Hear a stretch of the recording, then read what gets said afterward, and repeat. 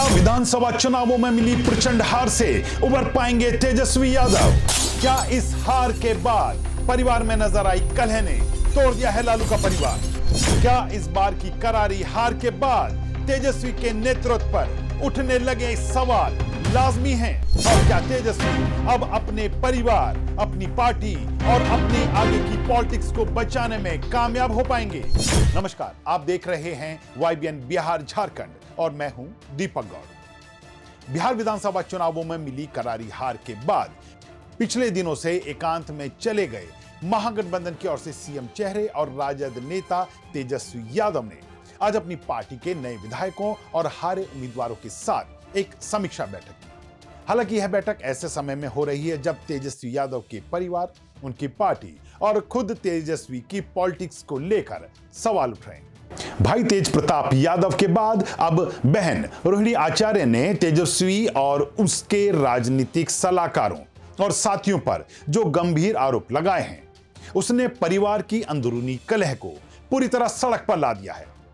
ऐसे में सवाल उठ रहे हैं कि क्या अब तेजस्वी अपने परिवार को फिर से एक सूत्र में बांध पाएंगे? क्या तेजस्वी प्रचंड हार के चलते बिखरते अपनी पार्टी को एकजुट कर पाएंगे? और क्या परिवार वालों के आरोपों के बाद अब तेजस्वी राजद के सर्वेसर्वा के रूप में टिक पाएंगे? मुद्दा गर्म है कि आज के एपिसोड में हम इन बिंदुओं पर विस्तार से चर्चा करेंगे। आपको बताएंगे आखिर कैसे तेजस्वी एक बड़ी परेशानी में घिर गए हैं, जहां वह परिवार, पार्टी और पॉलिटिक्स में अकेले पड़ते नजर आ रहे हैं। इस वीडियो में हम आगे बढ़ें इससे पहले अगर आपने अभी तक हमारे चैनल को सब्सक्राइब नहीं किया है तो अभी कर लें और बेल आइकन का बटन दबाना ना भूलें। तो चलिए हम बताने जा रहे हैं तेजस्वी के परिवार, उनकी पार्टी पर पकड़ और उनकी पॉलिटिक्स के सभी समीकरणों को, जिनकी अनदेखी तेजस्वी के वजूद पर भी सवाल खड़े कर देगी। असल में इस बार महागठबंधन की प्रचंड हार सिर्फ सीटों के गणित तक ही सीमित नहीं है, बल्कि इस हार ने तेजस्वी की राजनीतिक समझ, उनकी नेतृत्व क्षमता के साथ ही परिवार के प्रति उनकी संवेदनशीलता पर भी सवाल उठा दिए हैं। तो सबसे पहले बात करते हैं तेजस्वी के परिवार पर। बता दें कि 2010 के बाद राजद को इतनी बड़ी हार का सामना करना पड़ा है, जिसने न केवल तेजस्वी के सियासी भविष्य पर सवाल खड़े कर दिए हैं, बल्कि उन्हें परिवार में भी अलग थलग खड़ा कर दिया है। चुनावों की आहटों के साथ ही परिवार में कुछ ऐसा हुआ कि राजद और परिवार की छवि के लिए लालू यादव ने तेज प्रताप यादव को अपनी राजनीतिक विरासत से बेदखल कर दिया। हालांकि इससे पहले भी तेजस्वी यादव पार्टी का निर्विवाद प्रमुख चेहरा बनकर खड़े थे, लेकिन लालू यादव के इस फैसले ने दोनों भाइयों के बीच दूरियां बढ़ा दी। इसके बाद दोनों ओर से बयानबाजियों ने इन दूरियों को बड़ी दरार में तब्दील कर दिया। चुनावों के नजदीक आने तक दोनों ओर से अब सियासी तीर भी एक दूसरे की तरफ दागे जाने लगे, लेकिन परिवार के लोग इससे सहज थे। तेज प्रताप का कहना था कि कुछ लोग जयचंद हैं जो राजद और परिवार के लिए घातक हैं। हालांकि उन्होंने कभी इन जयचंदों का खुलकर नाम नहीं लिया। तो आखिर कौन थे वो लोग जिन्हें तेज प्रताप लगातार जयचंद कह रहे थे? कौन थे वो लोग जिनसे बचने के लिए वह तेजस्वी यादव को आगाह कर रहे थे? और कौन हैं वो लोग जिनके चलते अब लालू परिवार की कलह खुलकर सड़क पर आ गई है? तो आपको बता दें कि चुनावों में राजद की करारी हार के बाद अब तेजस्वी के करीबी संजय झा और रमेश को लेकर लालू की बेटी रोहिणी आचार्य ने जो गंभीर आरोप लगाए हैं, उनसे तेजस्वी भी अछूते नहीं हैं। रोहिणी ने पूरे परिवार में चल रहे राजनीतिक हाई वोल्टेज ड्रामे की सारी कहानी को सड़क पर ला दिया, जिसके बाद तेजस्वी को लेकर सवाल उठ रहे हैं कि आखिर माई बहन मान योजना लाने की बात करने वाले तेजस्वी अपनी ही बहन का मान क्यों नहीं रख पाए? रोहिणी ने इस दौरान जो चप्पल से मारने और गालियां दिए जाने के जो आरोप लगाए हैं, वो तेजस्वी से जुड़े हुए हैं। अब ऐसे में सवाल उठ रहा है कि क्या तेजस्वी यादव अब अपने परिवार को एकजुट रखने के लिए कुछ बड़ा फैसला लेंगे?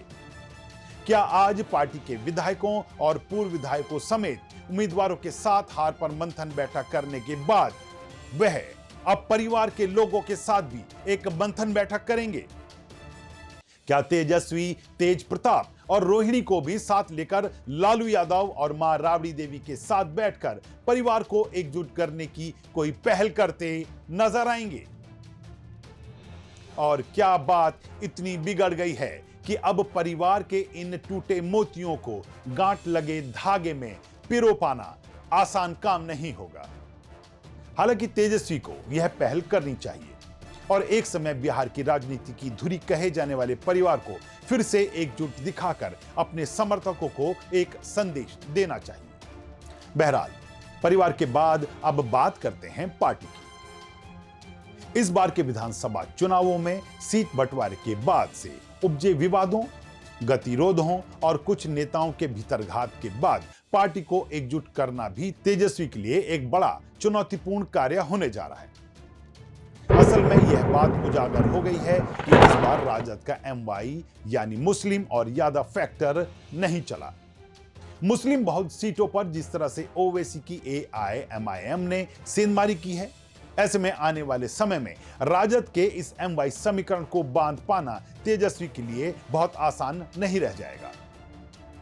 असल में पार्टी के पिछले 2 बार के प्रदर्शन को देखें तो अब लगता है कि राजद का पारंपरिक वोट उनसे छिटकता जा रहा है।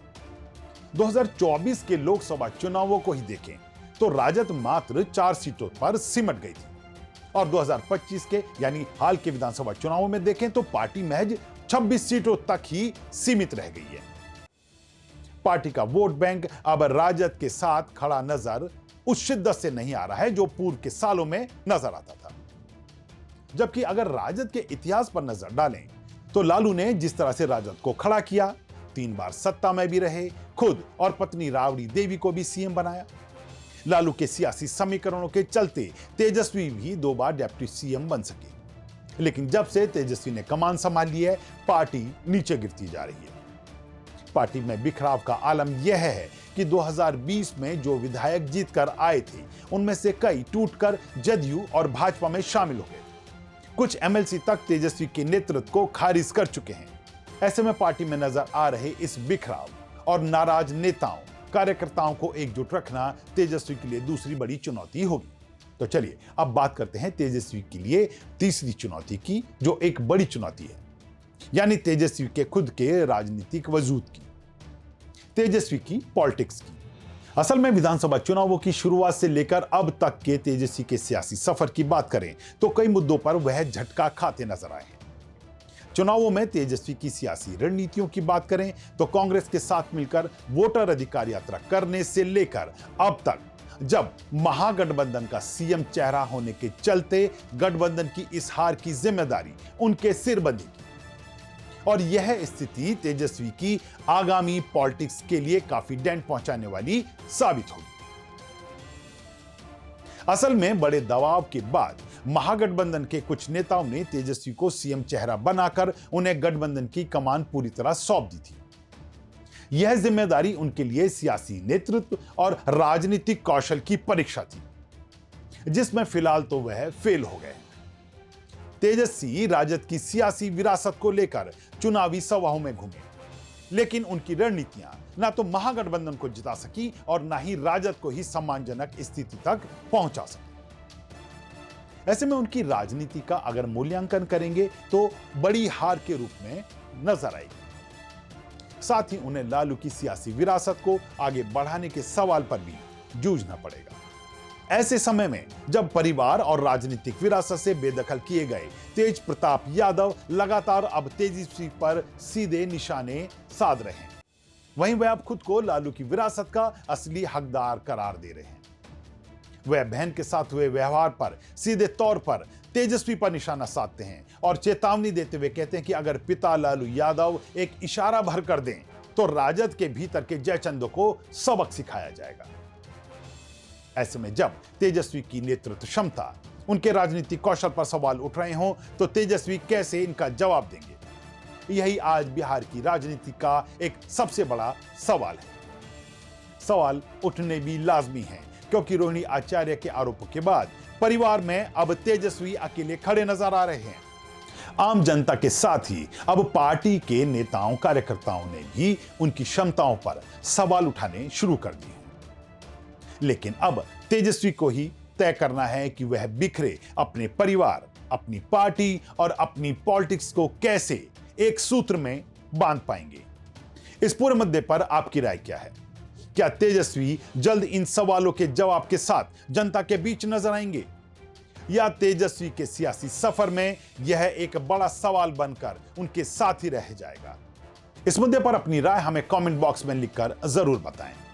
आज की हमारी इस रिपोर्ट में इतना ही। एक बार फिर से जुड़ेंगे ऐसे ही एक नए मुद्दे को लेकर। तब तक के लिए दीजिए इजाजत। नमस्कार।